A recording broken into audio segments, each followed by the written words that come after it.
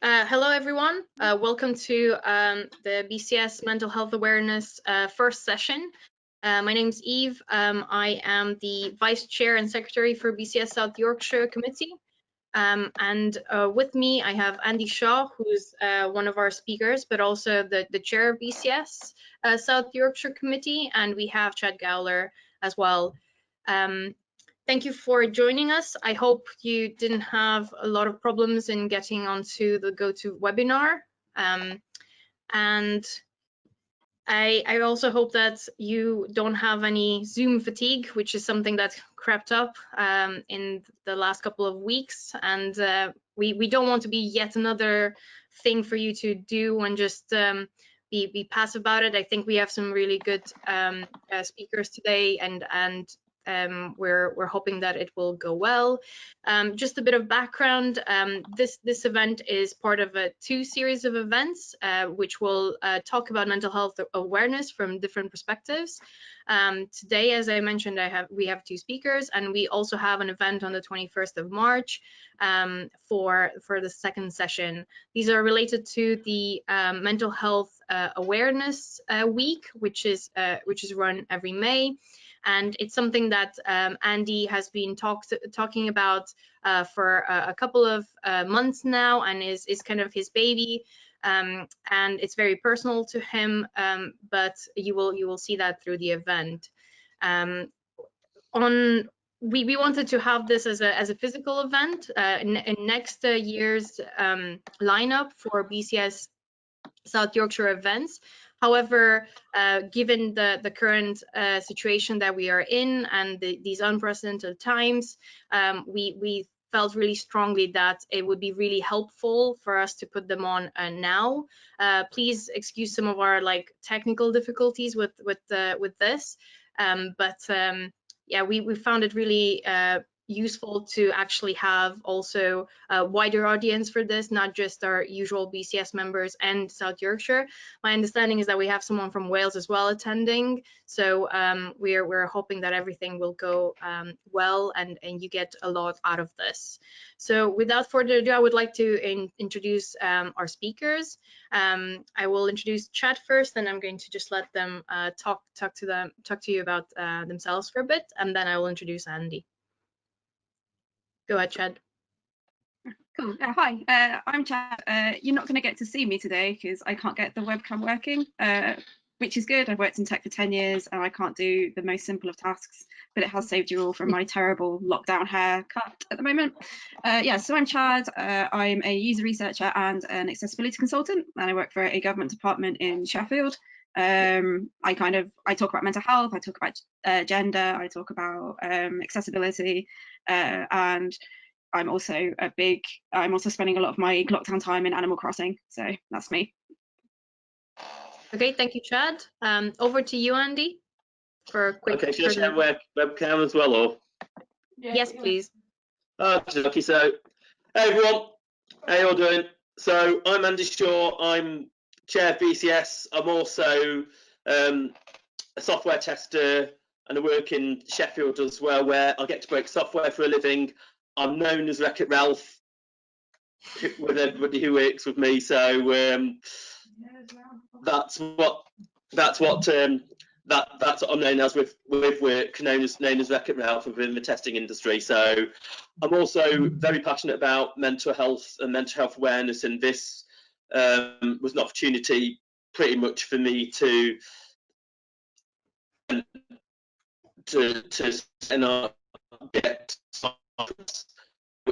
later on, but also getting sort of mental health awareness, making sure that people get off the reducing the stigma, and just making sure that people are encouraging more awareness and more openness about it as well, and that people get the help they need as well. So thanks for attending, everybody. It's great to see you all, and I'll turn off the webcam now, not to scare anybody anymore. Okay, thank you, Andy and Chad, for the quick intro of yourselves. So just a bit of housekeeping. We were going to have Chad starting their presentation at 6:10. and I'm going to invite you to add some questions onto the chat, if that's okay. I know there's a questions area as well, but we're going to just be doing it really simple today and just use the chat, so you can ask questions throughout the presentation, and after that I will ask them for chat to answer. We also have the opportunity to ask some questions right after that. If you want to raise your hand, I'll go over to you to ask the question as well. And then we have Andy's talk at 6:45, and a Q&A for Andy as well. Please ask questions in the chat, as well as at the end, raise your hand if you want to ask a question with voice. And if there's any unanswered questions, we're going to both of our speakers will be able to answer them at the end. And then we'll have a few and a few notices at the end, and then we'll close. Just for your information, we are actually recording this, so if you're not comfortable in asking any of the questions, or you don't want to appear on the recording, you can basically just add the questions in the chat, and I'll ask them without actually mentioning your name, so it's not a problem.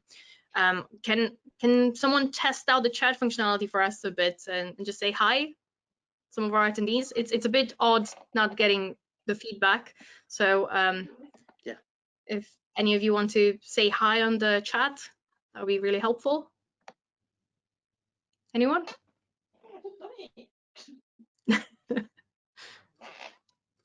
Okay.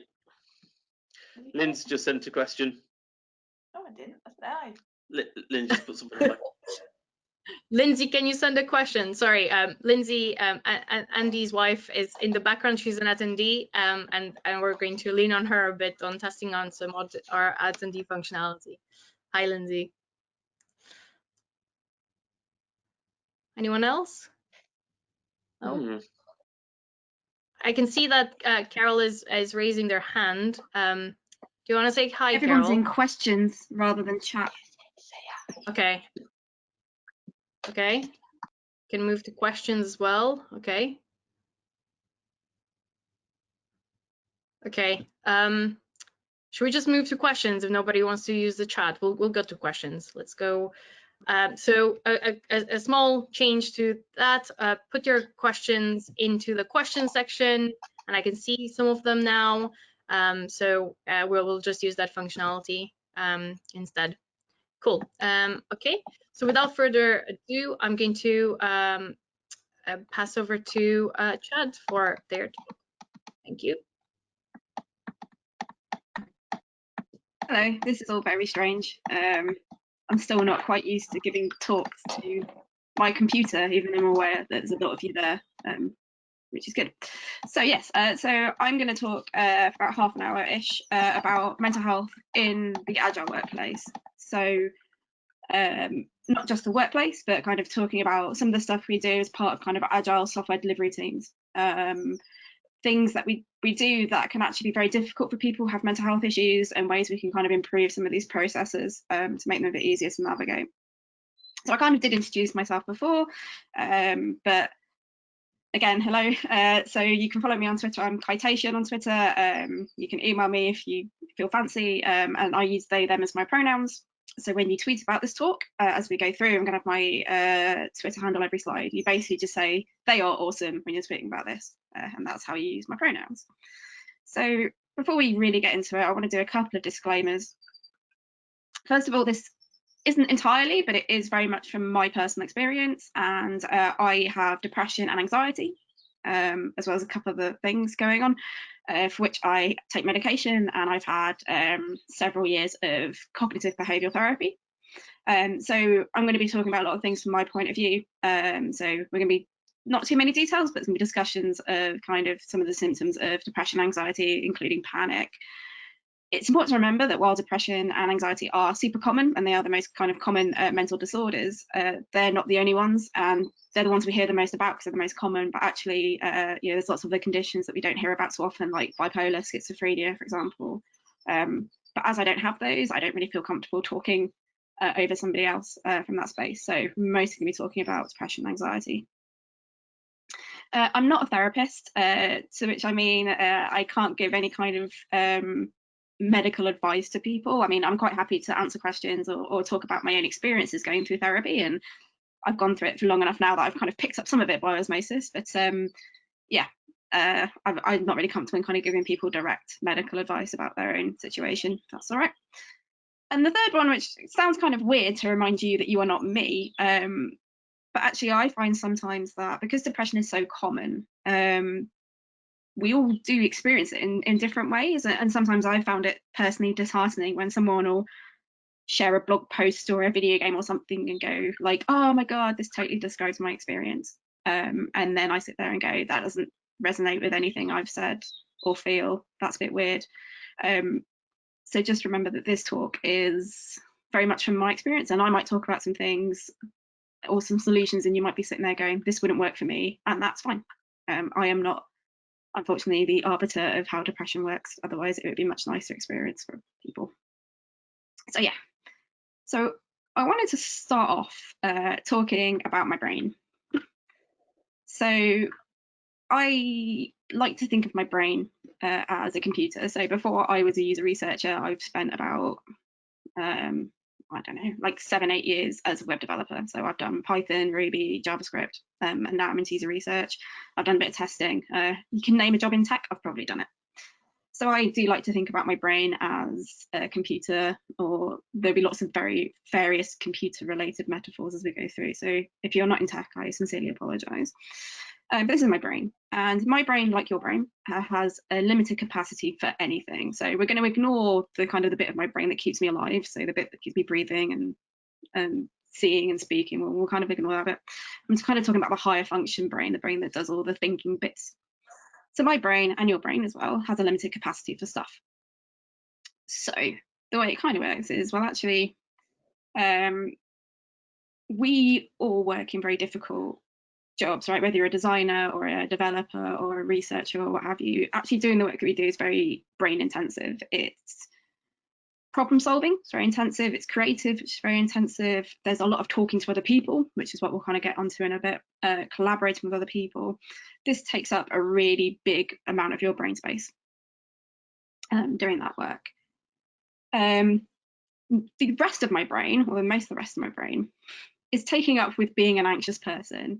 So the way kind of cognitive behavioral therapy works is essentially, it kind of feels like a reprogramming, that before I would think something and then I would have a really destructive behavior. Now I think something and I'd kind of have to insert a better behavior in there. But that takes up a lot of brain space as well. Pretending to be okay takes up a lot of brain space. I think the way you would most freak out perhaps a person is you know, when people kind of say, hi, how are you, like down the corridor, I think if you turned around and told people exactly how you are, they would probably not expect that scenario. So actually pretending to look normal, pretending to have a panic attack very quietly, or even just thinking about having to reinforce those behaviors that I've had to learn through therapy, those things are also really intense. So as you can tell from this diagram, I don't have a lot of brain space left over, and you may have heard things like spoon theory that a lot of people with kind of chronic pain or fatigue might use. That actually it's not just that our brain space is finite, it's that actually because a lot of it's taken up by having to deal with our conditions, that we have to be really careful about the energy that we use, and we have to plan the energy that we use.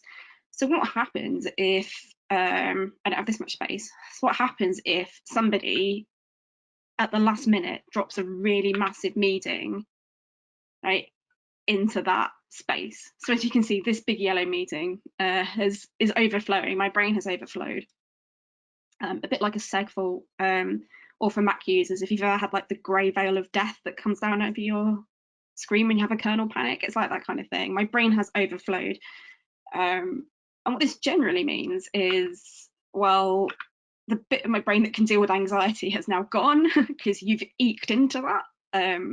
So now that part of my brain that was trying to look normal or was trying to keep my kind of higher brain online has now gone, and now we just have anxiety, and that's what's left. If there's empty space in my brain will fill it up with anxiety. That's kind of how this works.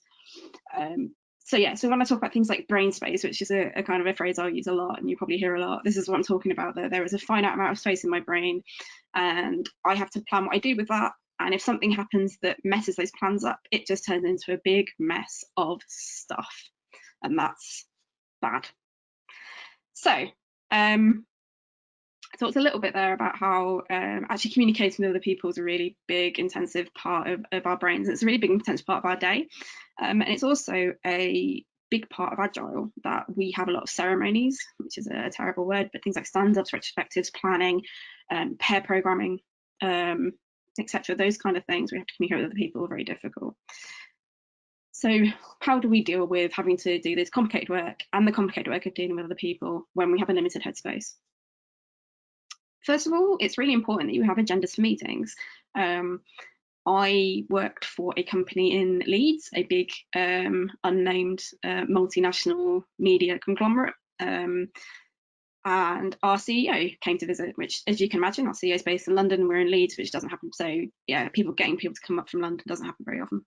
And he came up from London to talk to us, and he basically dropped a meeting invite in the calendar with 2 hours to notice that was empty, and it was just all hands, everybody is going to be in this meeting in 2 hours. Now, if you, like me, are anxious, or if you, like many people in tech, have experienced things like redundancies, you know that usually a big all hands meeting with no notice and no detail means that somebody's in trouble. And so I panicked. I ended up not going to the meeting. So I was like, I can't handle it. If there's something really bad and I'm stuck in a room of like 300 people and I want to have a panic attack or something, I cannot handle this situation at all. So I had the extra energy, the extra kind of nerves of having to wait for someone to come back and tell me what happened. It turned out the director just wanted to tell us that he's a really nice person and he's great, and that's good. It's not good. So have an agenda, let people know what your meeting's about so they don't have to panic if it's something innocuous, or if they have to do some work beforehand, it lets me rearrange my space. If I've got a meeting coming up and I know I'm pretty much just going to be what I've started calling a read-only meeting, where I'm just going to be listening and not really participating, that's a different amount of energy to a meeting where I'm going to be contributing or leading or something like that. So telling people what I'm meeting about helps rearrange my headspace so I have room for it. The other thing that's really important is routine. So a lot of people with mental health conditions and a lot of people who are neurodiverse, so people who autistic people and people with things like ADHD, routine is a really, really key coping mechanism. And the thing I've noticed, especially as a developer, is that when things hit the fan and this piece of software needed to be out 3 days ago, the first thing that tended to go was the stand-up. Like, we don't have time for the stand-up. We don't have this 10 minutes to waste talking to each other when we've got work to be getting on with. And that actually makes people really unproductive, or it makes me very unproductive. A lot of people will say you don't have to wait for the stand-up to start working, but I do. I really need the stand-up to start working. And if the stand-up disappears, it takes me probably until about lunchtime to actually get into work. So the routine is important. The routine of having a retro every 2 weeks is important. The routine of having one-to-ones with my line manager every 2 weeks is very, very important. And if that routine is disrupted, again, I lose a lot of time having to rearrange my brain space, where and that's time I could spend actually being productive. So don't feel that, I'm not saying that meetings are bad. Don't go around and cancel all your meetings. I'm actually saying that you need to keep these touch points in with people, kind of as you go.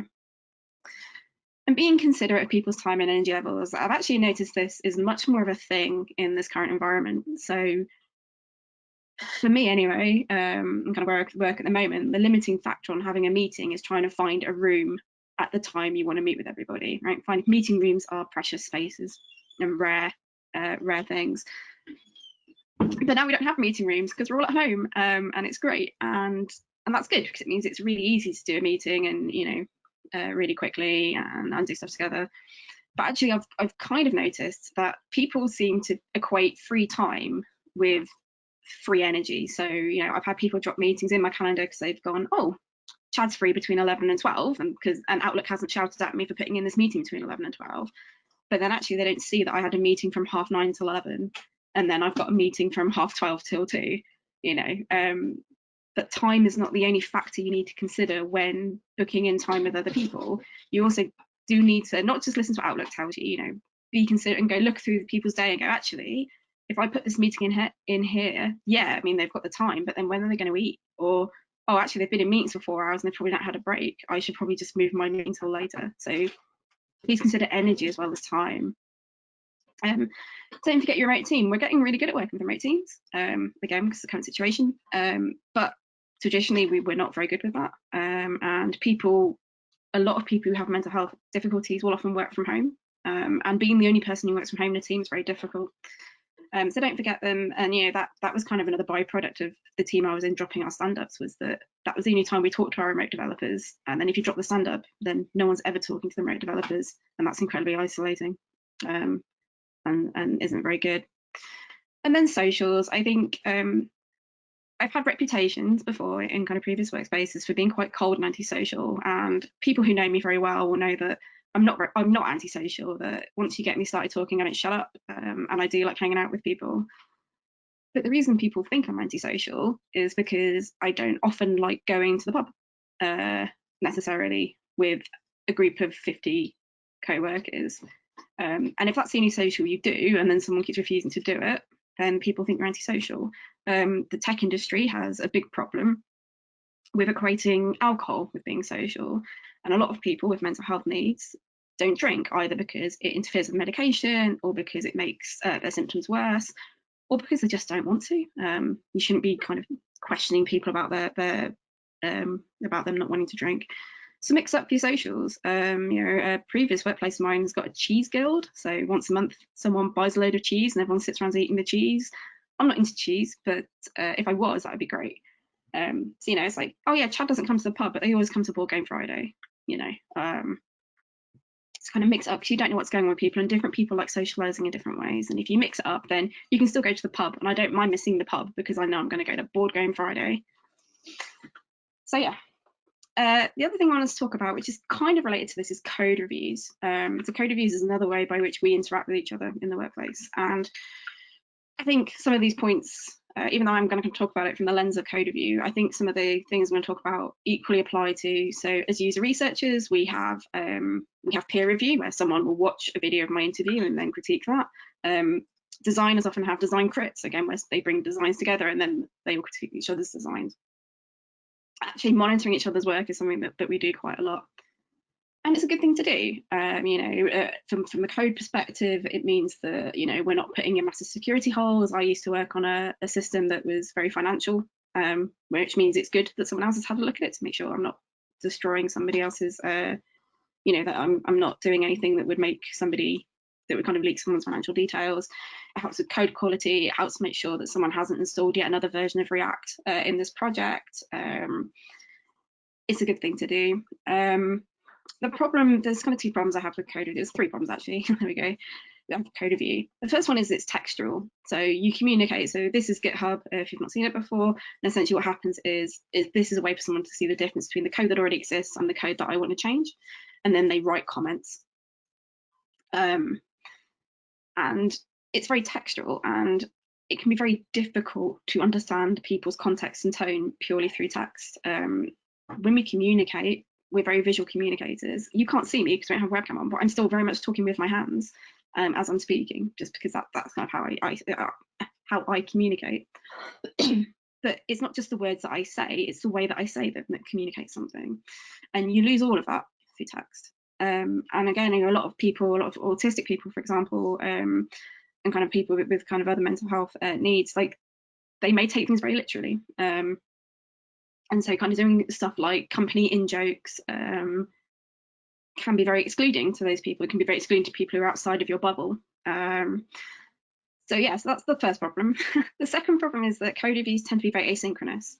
By which I mean, I will do a piece of work, I put it up for review, someone else is going to go off and do the review. I'm not going to sit and wait for that to happen. Like, that's going to happen in parallel with me picking up another piece of work. And I might get a notification about it in an hour, a day, a week, depending on what it is I'm getting critiqued. But that takes up brain space. So as we said before, I don't have much brain space left. And now some of my brain space is taken up by the fact that I'm being reviewed right now. And this is sometimes worse in open offices, when I can see the person who's doing the review and I watch them. And I have done this, and like they start typing and I'm there like watching the code, like watching this review screen going, what are they typing, because I'm anxious. So actually, even though it's supposed to be asynchronous, it's not because I'm kind of having to be involved in that process. Excuse me. So that's kind of two things with code review that I think, you know, can be quite difficult. I think the way you fix these problems is that you should do code reviews or any kind of reviews together. For some people, that I find, if actually I sit down with the developer who's reviewing my code and we go through it together, I don't have any of that anxiety. I understand all the context, etc. But the main thing that really annoys me about code reviews is this sentence. So this is from Thoughtbot. It's from their guide. So often open source projects will have guides on how to submit your code review and then how to review other people's code. Thoughtbot's guidelines don't actually have this sentence in anymore, the reviews of the code and not you, because I gave this talk about 3 years ago at a conference, and I didn't realise that Thoughtbot was sponsoring the conference. And someone from Thoughtbot watching my talk got to this part of the talk and decided he wanted to stand up for his company's reputation and interrupted me mid-talk, which hasn't endeared me to them at all. So the reviews of the code, not you, and you often also see this, don't take it personally. It's the idea we have that, especially programming, that it's purely objective, right? That I have objectively written some code out there. It's purely objective, it's purely logical, and I've put it out there, and you also, with your pure logical objective brain, have come in and had a look at my objective thing, and then you've objectively critiqued it, and then everyone's very happy. This doesn't reflect reality in the slightest. Really, we're not objective beings, we're emotional beings, and that's good and that's fine. You know, this erases the humanity of the person doing the work. If I make something and you critique that, then of course you're saying something about me. I add my value to the organization through the work that I produce. And so if you critique that, you're critiquing my value to the organization. It raises the fact that the person behind the pull request, the person on the other end of the design crit, it ignores the fact that they're a human being with thoughts and feelings. And also, we're very naturally protective of creative works. Programming, although we like to pretend it's very logical, is a really creative process. I very strongly believe that. Designing, research, even, you know, interviewing, it's a very creative process. And we're naturally protective of creative works. If you've got kids and they come up with you with their drawing, you know, you don't stand there and go and start critiquing it and say, oh, I would put that up on the fridge, but like you've coloured outside the lines. And then when they start crying, you don't say, don't take it personally, I'm reviewing the drawing, not you. That's never worked. It doesn't work with children, and it doesn't work with adults. And this kind of hooks into like, my last point, I guess, about reality. My reality is broken. Mental illness, by definition, distorts the way that people look at the world. I do not look at the world in the right way. I'm anxious. I look at everything as a threat to me all of the time. I'm depressed. I find it difficult to measure my own value, measure my own worth, measure the worth of the things that I produce and things that I do. So this means often that I am relying on the other person in the conversation. So we're going to talk about feedback in a little bit, but someone giving me feedback or someone critiquing something I've done, I kind of rely on them to understand what the actual reality is, because I know that my version of reality is distorted. And that's a strong responsibility to put on somebody, especially because they don't know it. But it's true, and it kind of means then that those people have a lot of power over me if I'm trusting them with that responsibility. So, you know, it's important to remember there's a human being behind all these things that they're critiquing. It makes it difficult for people to remember things. My memory when I'm anxious is not very good. So if you ask me about a decision I made a week ago, I won't remember what happened. If you ask me about a decision I made 2 minutes ago, I won't remember what happened. People, and I think we're seeing this a lot as well with the whole Zoom fatigue that Eva was talking about, just because someone's physically in a room or physically in a meeting does not mean they're mentally in that room or mentally in that meeting, right? Like, I have noped out of many Skype, Zoom chats over the last couple of weeks for various reasons. So just because someone's physically in that space and physically in that meeting doesn't necessarily mean they're mentally in that meeting. You know, because that dealing with the anxiety part of my brain is too big, or it's not there, and so I'm just anxious brain sat in this meeting full of people talking about things that I cannot physically comprehend properly. So it's important to write stuff down. And it also means it can be really hard to accept feedback. And I thought for years actually that I was not very good at receiving feedback. It was a big character flaw. It was something I was working on really hard. It was something I talked about at therapy. You know, it's something that's kind of followed me from job to job. I'm a bad person at receiving feedback. But actually, now I've kind of really put a lot of thought and work into it, I realised that that's rubbish. I am actually good at receiving feedback, and it's the way I receive feedback that is the problem. So if you take something like, I've done this, a similar exercise with this in my team recently. So this is the manual of me, which has many exercises, some which are good, some which aren't so good. But this one's one of my favourites, and one that I said I used with my team. It's the feedback matrix. It accepts that we all like to receive feedback in different ways. So if we take the verbal versus written as a quick example, I realise that I don't like written feedback very well. I don't like written feedback very much. That for me, I need, in the same way with, like I said, the code review, I really need feedback to be conversational. I need to be able to put my point across when I receive feedback. I need to come to compromises with people and find out exactly what's going on, being able to quiz that feedback and really, really dig into it. That's how I like to receive feedback. And when I receive feedback in that way, I'm absolutely fine with receiving feedback. Some people might not like that. Some people might prefer written feedback because it might be easier for them to go away, consume the feedback by themselves, manage that process themselves, and then maybe come to somebody else if they have questions or concerns. Neither of those approaches is wrong. It's just everyone's got a very different approach. You know, ad hoc versus regularly, like I said, some people might not mind ad hoc feedback. Maybe they need it right now. They need constant feedback, or you know, they want feedback after certain points. Because I need routine to help me manage my anxiety, I like to receive feedback regularly, which is why I like to have my one-to-ones regularly. And kind of other kind of performance-based meetings, I need to have those regularly and have that feedback regularly, so that I know on those days, every second Monday, I have a one-to-one, so I need to leave brain space for receiving feedback. And that's kind of how that all works. So what's the moral of the story, apart from me liking the sound of my own voice and rambling on it at you folks for the last 20 odd minutes? Everybody's different, and that's a really cheesy moral, but it's true. Everybody is different, and everyone processes information in different ways, and we're really aware of some of that when perhaps we talk about things like kind of disabilities or mental health conditions. You know, that someone with anxiety sees the world in a different way to someone who doesn't have anxiety. People perhaps who are dyslexic might, you know, have different ways of processing than someone who's not dyslexic, for example. But actually we're all different, and this kind of goes really into the second point, that you don't know what's going on in somebody's head. That a lot of the symptoms of anxiety and depression, a lot of people have those, nearly everybody will have those for short periods of time at some point in their life. Everyone's been worried about something to the point of wanting to throw up. Everyone's been sad about something to the point where they stop feeling. You know, people go through grief, people are going through a lot of intense stress right now. You know, we're now in a period where in a couple of months' time, we're going to have a lot of people who have mental health needs that they didn't have before, because we've all gone through this very, very difficult and very, very weird situation. And you don't know what's going on in someone's head.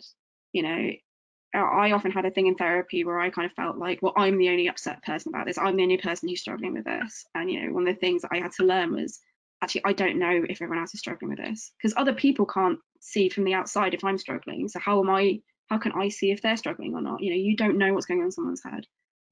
But really, the main message I wanted to get across is actually, I've worked with a lot of managers, and when I've talked to them about my mental health needs or my mental health difficulties, just kind of think it's a lot of work and basically just tell me to go away and go to therapy. Because I think it's hard to support somebody like me, and it's a lot of effort. I'll take that to support somebody like me, but it's not complex, it's not hard. You know, someone asked me once, you know, what's the difference between a good manager and a bad manager? And I kind of said, well, the best managers I've ever had are the people who ask me how I am and mean it. You know, if someone asks me how I am and I say, actually, I'm struggling with this today, and then they go, okay, cool, how can we sort that out? Maybe we can move this piece of work back, it's not that important. Do you want to take some time off? Do you want me to get someone else to help you with that? That's not a difficult thing to do. You just have to put in the effort to doing it. And it pays off, because now I'm in a team which is good and a team which supports me, and it means I get a lot more done because I know I can go to somebody and say, I'm not feeling this today. Previous workplaces have had, you know, I've had to take a lot of time off sick, but I'm not feeling kind of mentally well enough to do something. And, you know, and you kind of have to lie and say, oh, I've got a migraine, or oh, I've been throwing up all morning. And then it doesn't feel like relaxing time off, because I'm just sat there really anxious, the fact I just lied to somebody, and if they find out, I'll probably get fired. But then in your previous job, we could self-cert for mental health. So I could say, actually, I'm not mentally well enough to come into work today.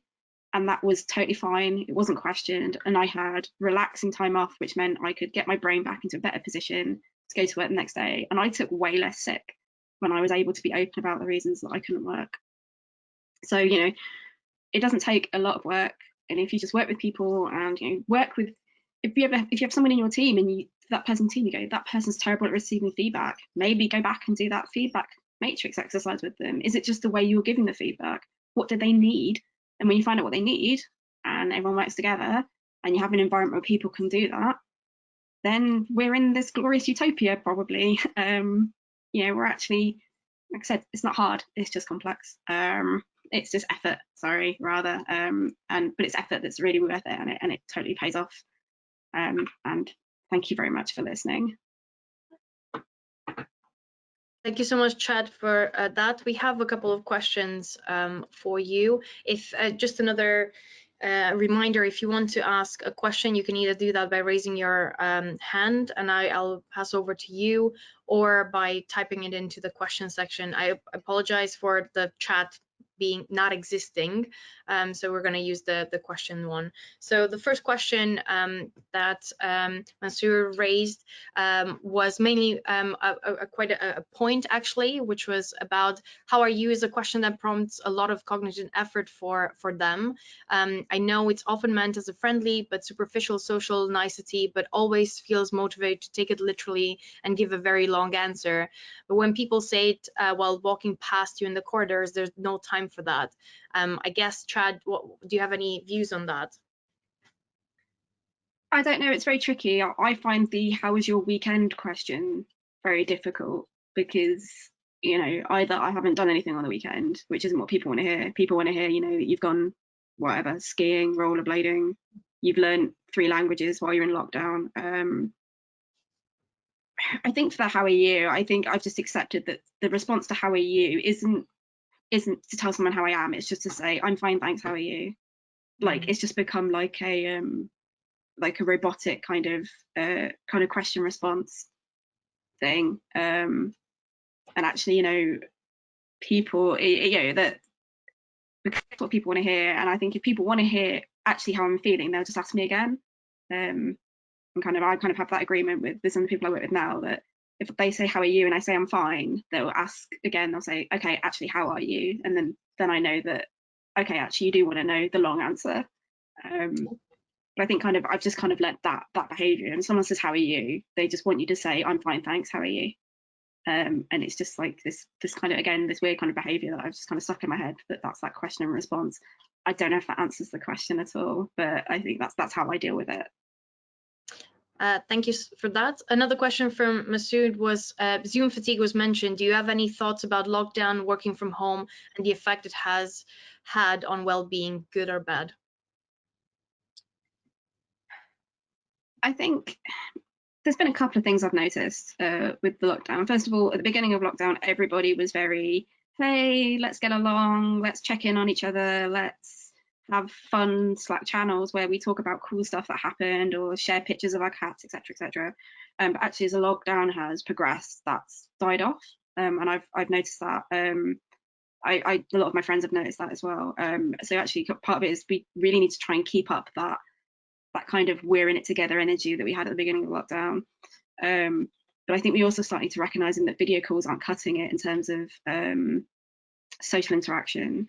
That I think I tweeted this, that, you know, I'm having more meetings, but I'm having less conversations.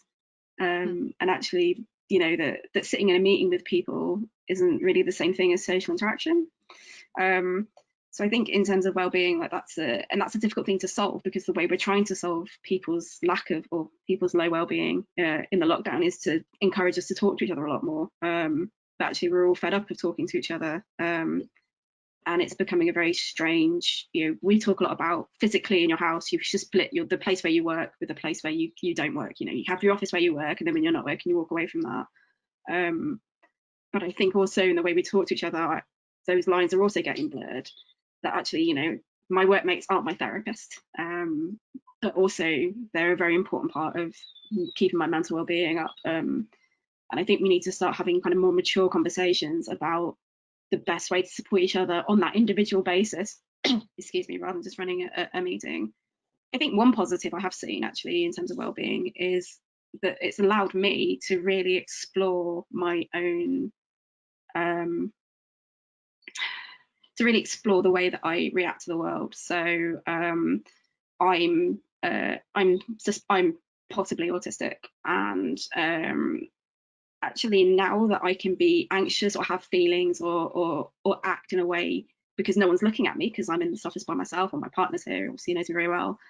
Actually, I can do all those things that I didn't realise I was trying to mask when I was working in an office. So I think there is that, sounds a bit hippie, but there's been that voyage of discovery of myself, which I think, you know, a lot of people are probably going through and learning a lot about themselves. But yeah, I think in general, we need to start, Zoom is not the answer to people's well-being, and we need to start having more mature conversations about that.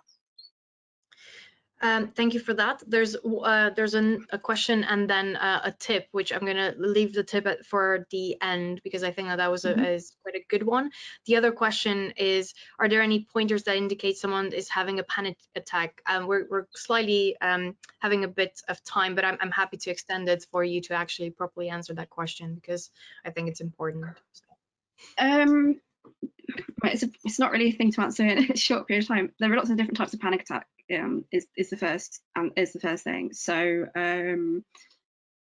there's the very not stereotypical, but there is a kind of more common panic attack, which makes people kind of it kind of resembles a heart attack in some ways. People feel tight-chested. People have difficulty breathing. People might be very agitated. But then, as I said, like in an office, I don't want the people next to me to know that I'm having a panic attack. So actually, for me, my panic attacks can be very silent. And actually, the way you know I'm having a panic attack is if you can watch me for half an hour and I don't move. But you don't want to be watching people for half an hour. I think the way that, like I talked about that manual of me exercise, and one of the questions that we had on that that I got everyone in my team to answer, and we've got those up in a private space where everyone in the team can look at each other's manuals, but they're not in the public service organisation, is basically you need to check in with me when. And so kind of we've all written, okay, if I exhibit these behaviours or if this stuff happens or I say these things, that's when you need to check in on with me. So I kind of have a couple of things in there where so other people I know and my manager can look at that and go, actually, oh yeah, Chad is doing that thing, which means I need to check in on them. So I think doing that, and if you get everyone in the team to do it, it doesn't feel like you're singling out the people that you suspect might be having difficulty. It's just a thing. And some people in that exercise have said, I don't ever want to be checked in with, and that's also a good thing to know. So I kind of do it that way. I think it's really hard to look at someone from the outside and know they're having a panic attack, but also when you're having a panic attack, communication, it basically your entire kind of higher brain just goes completely offline and you become very instinctive. You're in this kind of fight and flight scenario. So someone talking to me during a panic attack is pointless a lot of the time because I just cannot process language very well at all. So yeah, I think kind of creating more of that atmosphere and that thing in your team where actually if someone is having a panic attack, they can come up to you and saying, and just kind of quietly go, I need to go outside for 10 minutes. And you go, okay. And then you kind of deal with them afterwards, I think is the best way to handle that situation. I'd also heavily recommend people look at mental health first aid.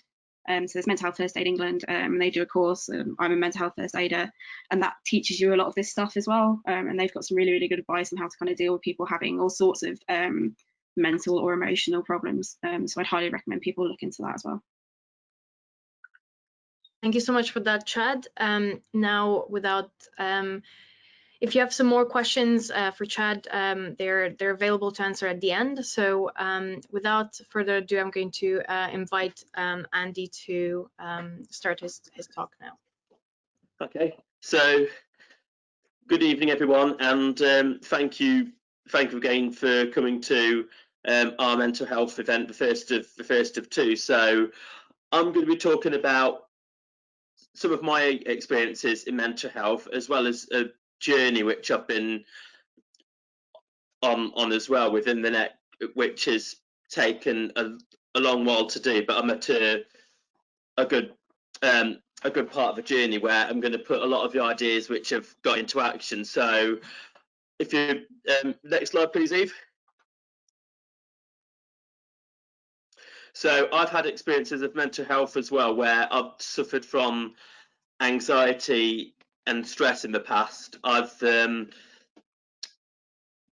was working on a graduate scheme years ago where everybody was sort of like, a lot of people were expected to do sort of well, and at first I thought that I was doing well with that. However, I didn't feel that I was as good as everybody else, so I was sort of felt that I needed to sort of know a lot more stuff about, say, for example, software development or infrastructure management.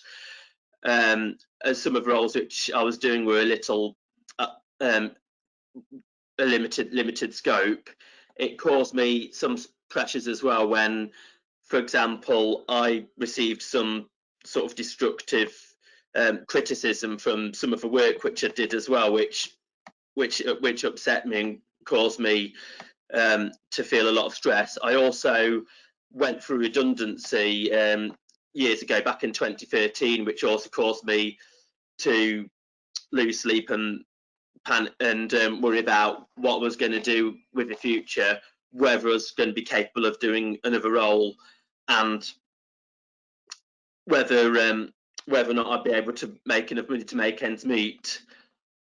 Besides all that, I still worked very hard, but in 2009, despite working a lot of hours, even a lot of time after I felt that wasn't good enough, I lost my brother in 2019.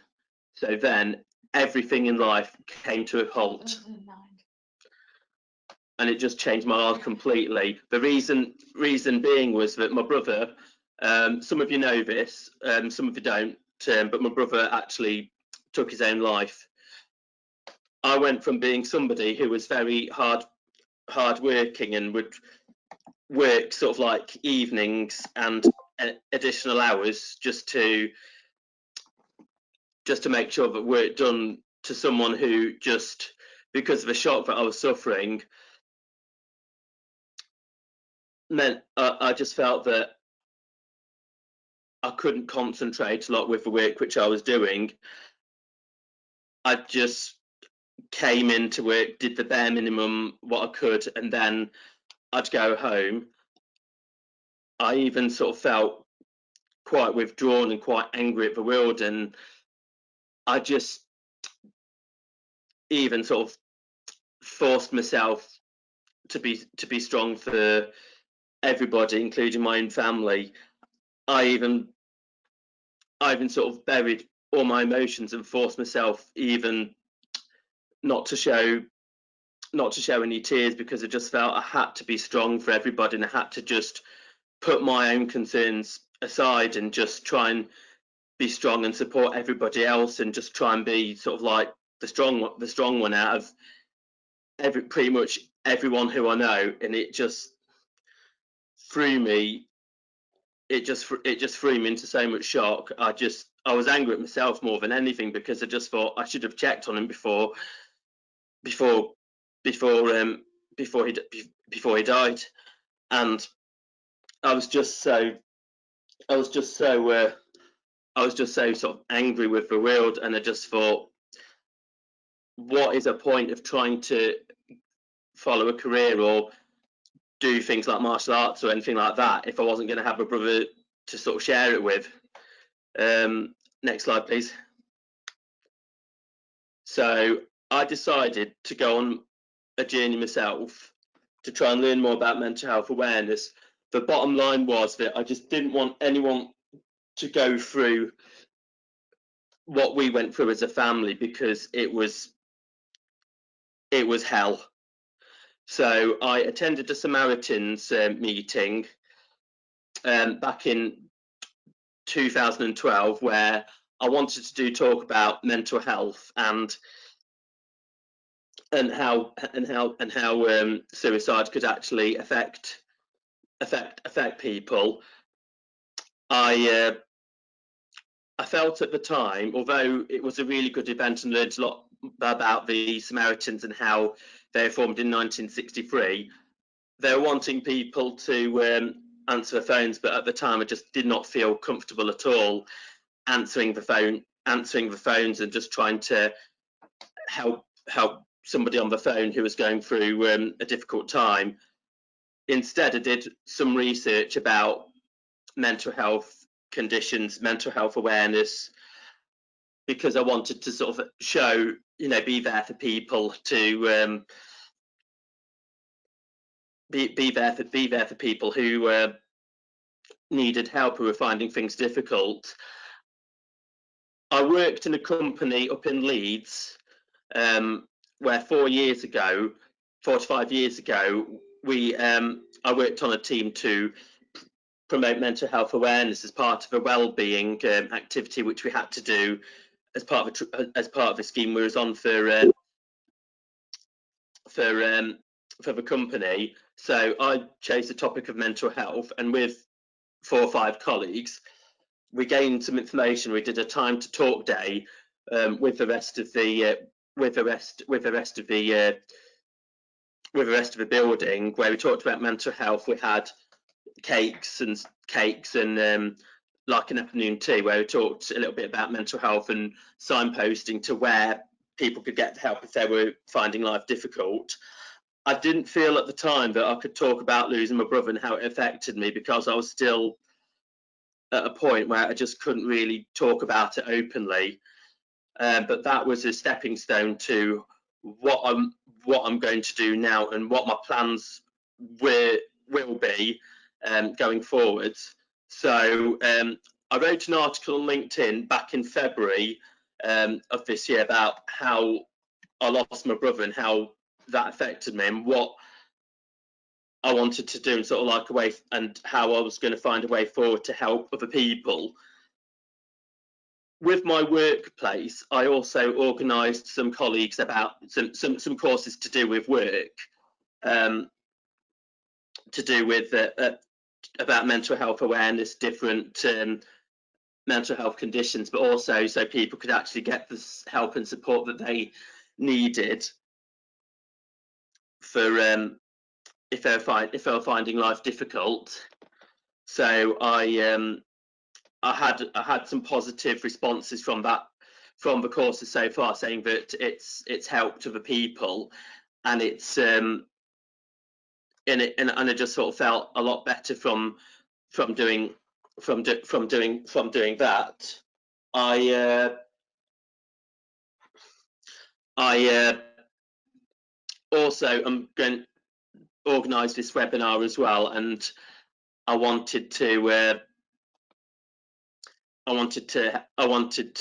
make sure that I gave the message that everybody's valid and everyone's important. So next slide, please. So I went on. So I'm going to talk about what helped me before I talk about the next part of the journey. So I did a lot of research about mental health awareness, the different sort of mental health conditions, and how to help people as well who are finding life difficult. For example, just listening. At the time, I was when I lost my brother, I was practicing Taekwondo down in Oxford, and my instructor felt that it was good for me to actually try and help him take his classes. So I used to sort of help teach Taekwondo classes twice a week. That helped to channel the anger which I had, the sort of sadness that I felt as well, into something more positive, where I could help other people, other people develop themselves as well. Initially, I didn't want to talk about what I was going through, and I just sort of kept quite withdrawn. But over the years, and gradually, I've talked to a lot more people, and my wife Lindsay in particular has been really, really supportive in helping me deal with it by listening and just sort of being there for me, and just with all my friends as well, and my family, just helping me realise that I'm not alone with it all. So next slide, please.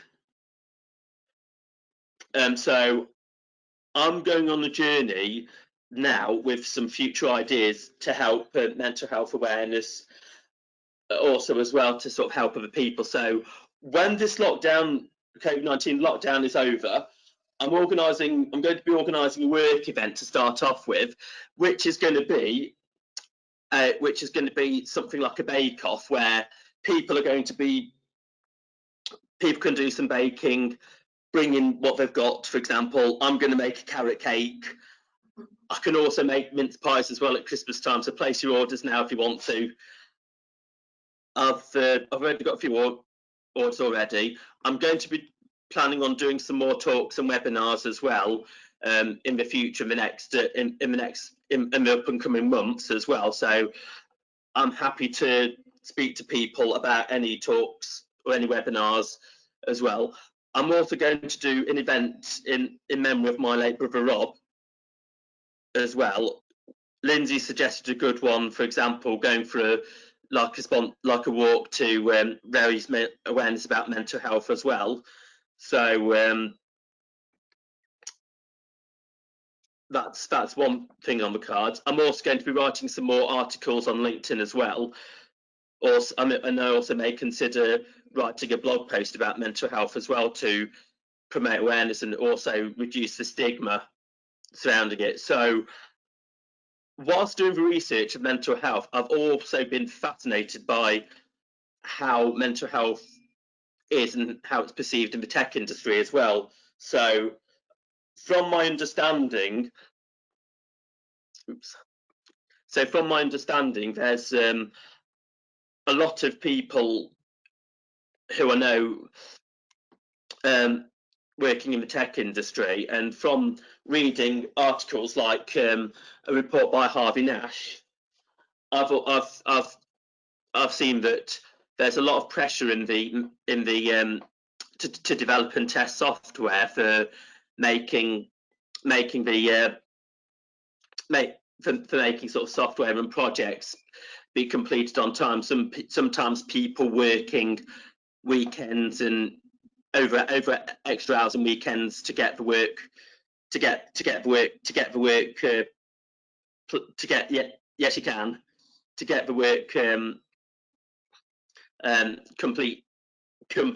completed on time. I've also noticed that a lot of people are contactable 24/7, 365 days a year, so they can get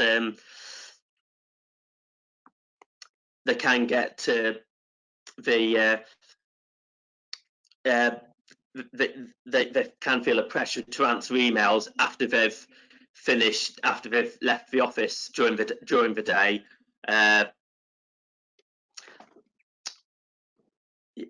During the day as well, so they're still contactable at night time. Something which I've stopped doing, because after a certain time in the evening, I just won't go on social media or answer emails. There's also been reported an 81% of colleagues in the UK experience burnout of at least one time a month, which is really, really scary stuff, and that needs to be addressed to prevent colleagues from mental health getting deteriorating. And I think as well there's a lack of balance between the amount of work they do, the time they have to rest, as well as the acknowledgement that they get and from working as well. Fortunately, there are some positives as well. So mental health awareness in a lot of organisations now is improved, from my understanding, is better as well, where people are trained to sort of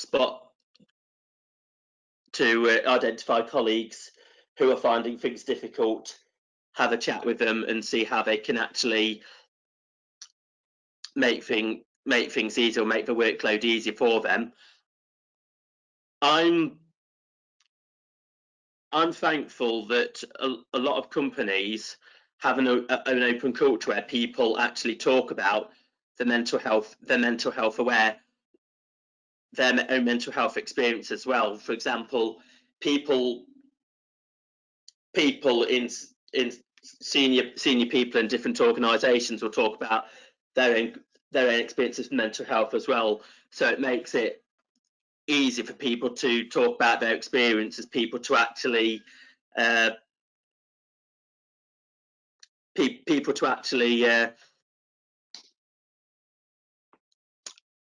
discuss that as well. And I think that way it helps people to actually speak up about it and reduce the stigma surrounding it. A lot of so other bit, please, Eve. So also having a flexibility, for example, helping people with making the hours flexible, for example, as well, to help people if they're going, say, for a doctor's appointment or need to take someone to an appointment, making the hours flexible, which for myself, I found things like one-to-one meetings with managers where I can talk about my concerns or talk about how I'm doing, very useful, as well as the flexibility. For example, when I've needed to go to a doctor's appointment, to make the time around that time, so at least you have the flexibility there as well. At least you have the managers who are understanding and supportive as well, which makes such a difference when you're working. Next slide, please.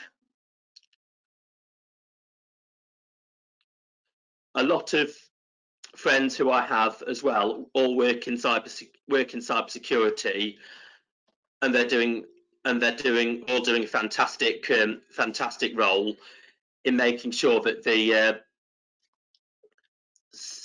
systems which they're protecting and they're looking at are safe and secure.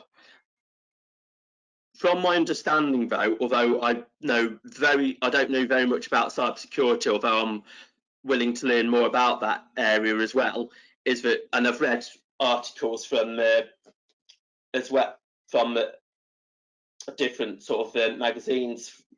For example, there's a lot of workloads, heavy workloads for a lot of professionals, where they're working incredibly long hours as well to make sure that the systems which they're supporting are safe.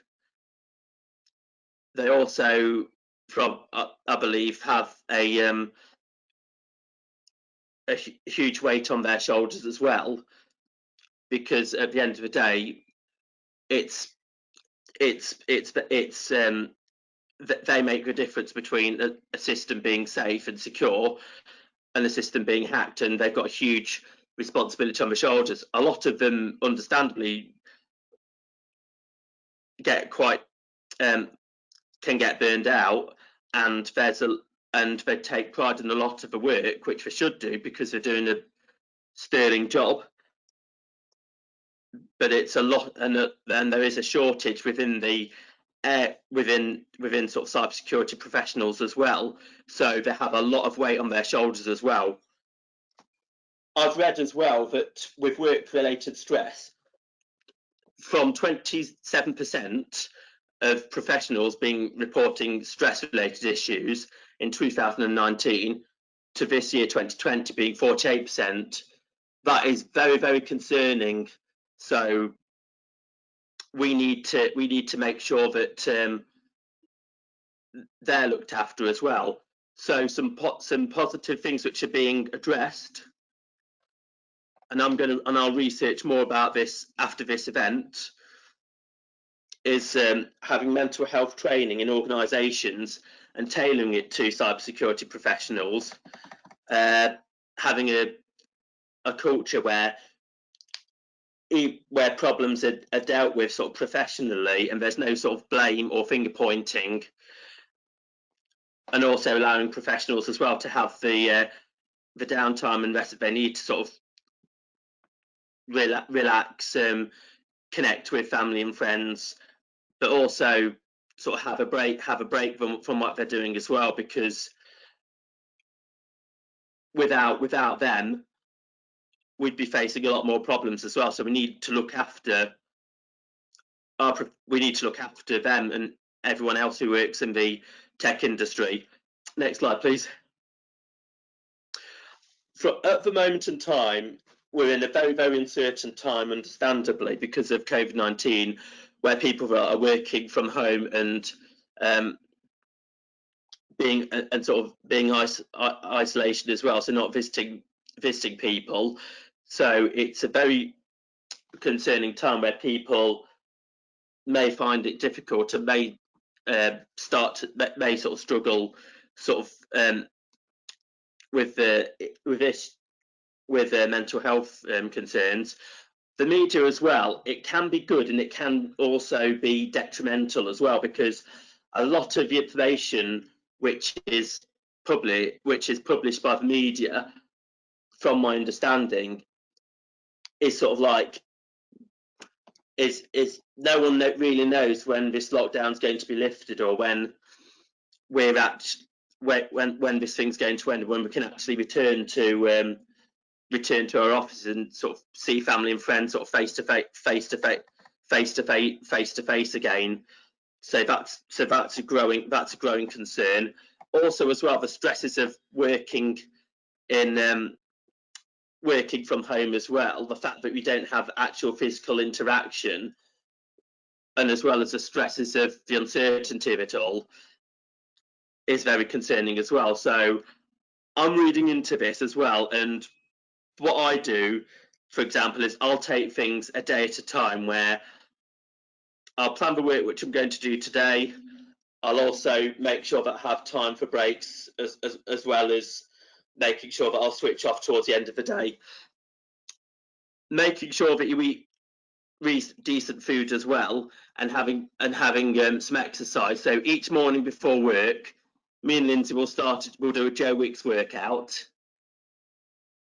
We'll also do some martial arts webinars online as well, which are pretty. And being at home has also given me an opportunity to cook curries, sweets and sours, pasta dishes, ramen, quite a few sort of creative dishes as well. So making sure that we're eating properly, we're eating sort of sensible, healthy meals as well.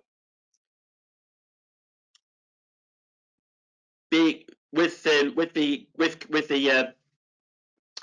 COVID-19, it's also allowed us to be creative. So these webinars, for example, and I'm going to be doing another webinar about software testing on the 18th of June as well. So we're finding creative ways to sort of make the most of the time at home during the weekends. But also, I've been speaking to family and friends.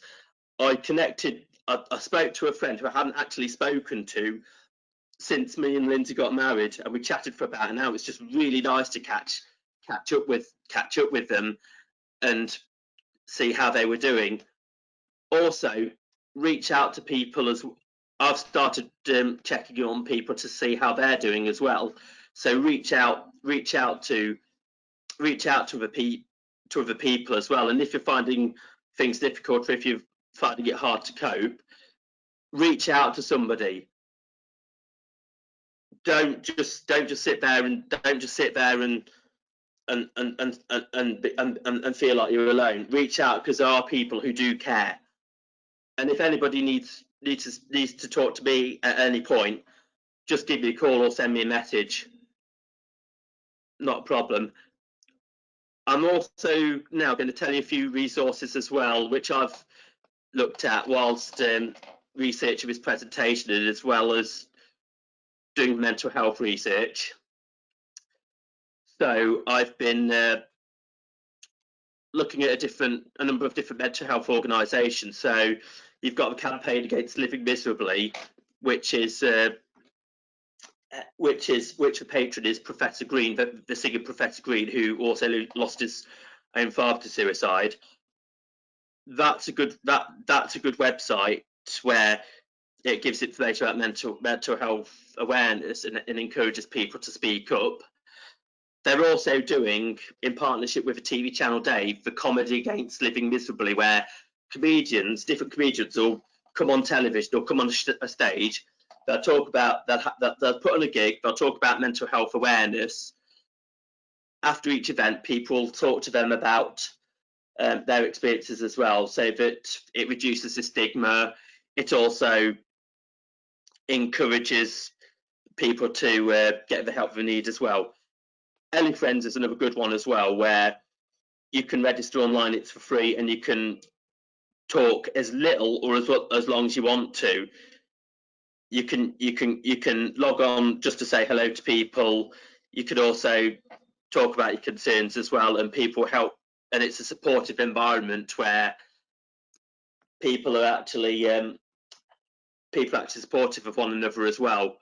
I've been looking at organisations like Mind and Rethink Mental Illness, where it challenges the stigma towards mental illness, towards mental health. I'm also planning myself on getting involved with Andy's Man Club online, so that I can learn more about mental health awareness, but also be there and help people who need it as well. So next slide, please. So everybody, I just want to say thanks everyone for listening to my presentation, and thanks everyone for attending today as well. It's the amount of support which I've had in the run up to the event has been overwhelming. I hope I've done you all proud. I hope what I've said helped at least one person. I'm going to be planning on doing a few more things. One of which I mentioned earlier is in memory of my late brother Rob. So, and I'll happily discuss things with anybody after this presentation as well. So, I just want to say thank you everyone for coming tonight as well, and encouraging and supporting me. It really means a lot to me.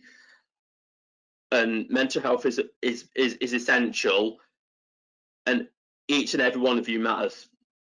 And let's all address mental health awareness in the tech industry, as well as other industries, and encourage people to speak out when things are difficult. Let's help at least. I'd like to be there to help at least one person. And thank you so much to everybody for coming and for listening. So, if anyone's got any questions, please let me know now. Okay, so thank you so much, Andy, for that really a very personal presentation. It was very good. Apologies everyone for kind of some of the multitasking. I've been trying to kind of get the questions and also do the slides. We have two questions from Andrea. So University of South, the first one is they are the chairman of the University of South Wales student chapter. And they would love to do a similar event. So Andrew, she would like to talk with you about ways forward. So I think that's a really good show of support. Thank you. That's great. I'd love to do that.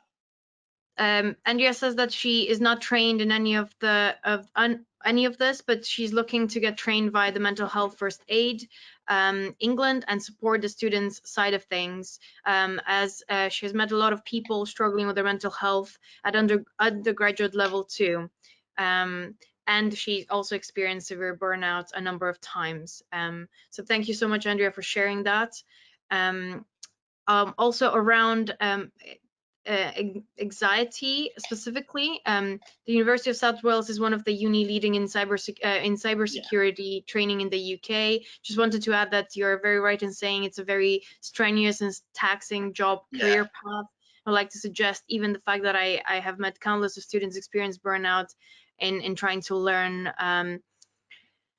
all that is required of them to know by different deadlines for assessments, either cause they have already experienced mental health issue or they are jumping from secondary education to higher education. Expectations are to do not know themselves enough to be able to adjust efficiently. So I think that these are some really good thoughts to rather than questions, but they're really welcome. Carol wants to say, well done, Chad and Andy, insightful and honest presentation.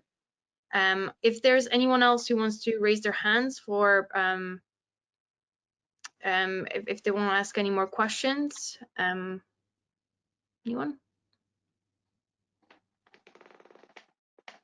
Yeah, okay. So we have a question from 2 seconds. Ramadan, would you like to ask a question? You are unmuted, so you can ask the question. Hello, hi, how are you? No? Hello, how are you? Hello, you can hear me? Yes, Good we can evening. hear you. Hi, my name is Ramadan Rajab. I was a former student. I'm an alumni from University of South Wales. Hang on a bit. It's a bit. I can't hear you. You can hear me? We can hear you. Ask the question. If not, I'll. Hello, hi. How are you? Yeah, ahead. I'm okay. Thanks. How are you? Oh, okay. You can hear me now? Yes. Hi, my name is Ramadan. I was a student in the University of South Wales, graduated last year. I was doing my master's in cyber security. I was a member of the BCS, also a member of the committee, the South Wales chapter in the University of South Wales.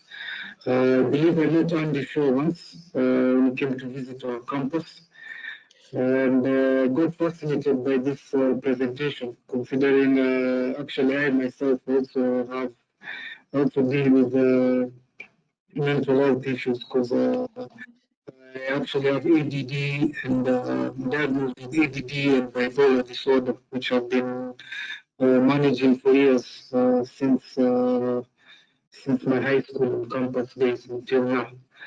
I'd like to say I really appreciated this presentation. I believe mental health awareness is very important, especially in the tech industry, because I believe with the kind of challenges we It's a bit have. hard to hear. Hello? Sorry. It's a bit hard to. I will. Okay. I will repeat. I'll repeat it. It's fine. Continue, Ramadan. Yes, I'd like to say that the positive side, I believe with the mental health challenges that we face, it's a positive thing that we're congregating together to address the mental health awareness issue and how to develop coping mechanisms to go along with it. Really enjoyed the sessions, enjoyed the presentations. I enjoyed Andy's presentation. It was a very good one. I really appreciate hearing his experience out and how he's had to deal with it over the years. I've also had my challenges as well over the years. Okay. Yeah. Thank you so much. I just wanted to ask, my question was, I just had one question. So I was wondering if it's possible if I could, might there be a possibility to gain access to a copy of these presentations to have a look at?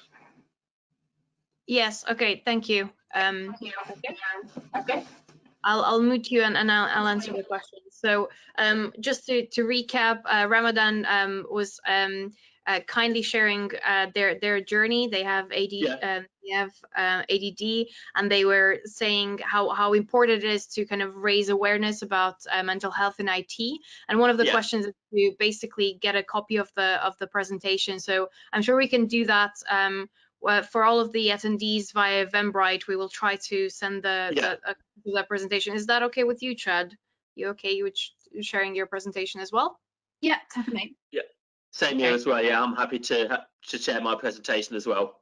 Okay, thank you so much, Ramadan, for that. I'm just going to go through some more questions which are here. I think they're more from Sahir. We have, thank you everyone. This was very touching and inspiring. As Andy said, every journey starts with a single step. I think, yeah, we apologize for some of the tech issues if it's a bit breaking up. Sorry about that, Carol. Yeah, I'm trying to repeat everything which is being said. From Carol also, thanks for Chad and Andy. And Monsieur's tip was that they started color coding their calendar so they can pace themselves and manage cognitive load and fatigue across the day.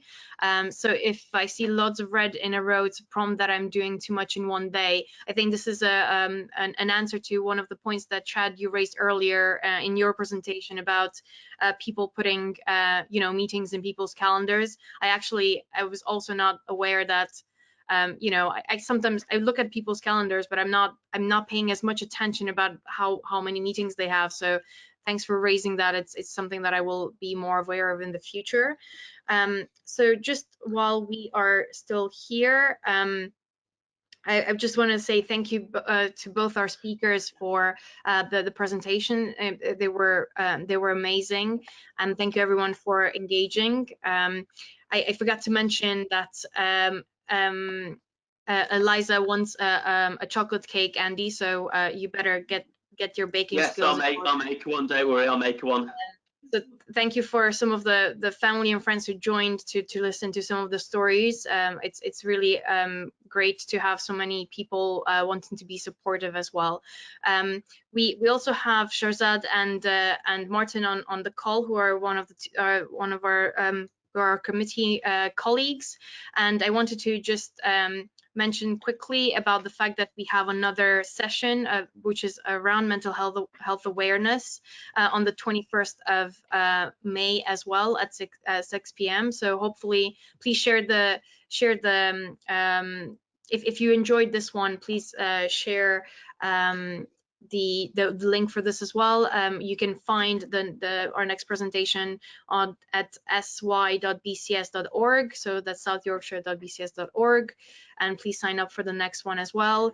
And just stating that we are basically doing this as a mental health for Mental Health Awareness Week, which is right before the 21st, so it's the week before, but we kind of decided to stretch it out and make it May the Mental Health Awareness Month, really. So hopefully you can spread the word about that as well. Another thing, as Andy mentioned, next month we have another online session about testing. Andy, do you want to mention anything about that a bit more? Yep. So next month I'm doing a sort of like a fun sort of webinar about software testing. So some of you have attended my sessions. If you have, you're going to be in for another treat because it's going to be different from what you've seen before. So you've got that to look forward to on the 18th of June. So put that in. So pencil it into your diary. Bring your family all along, encourage your friends to come and watch, because it's going to be sort of like a fun sort of presentation about software testing, a little insight into what I do, and sort of why it's good to sort of break software before the customer gets to see it. So it's at the same time of 6 p.m. There's going to be some fun sort of questions thrown in there as well. I can't tell you what they are at the moment because it's completely confidential and it's a secret. But now you've got that to look forward to next month anyway. I just wanted to say thanks everyone for coming tonight as well. It's been really appreciated. So we have one more kind of tip from the questions from Desmond. Yep. They said that it was always great for those that have gone through it to share the tips to help others. So that's a really good point to kind of finish on. So I guess this is the time where I thank the speakers and I thank the attendees, and thank you so much for being with us. And Andy's presentation for June, the event details will be up soon as well. So those are not up yet, but they will be soon. They'll be soon. So yeah. So thank you very much. We will send the the 2 links for the presentations as well. So thanks everyone, and hope to see you in 2 weeks' time. Thank you. Take care, everyone, and stay safe as well. Thank you. Thank you.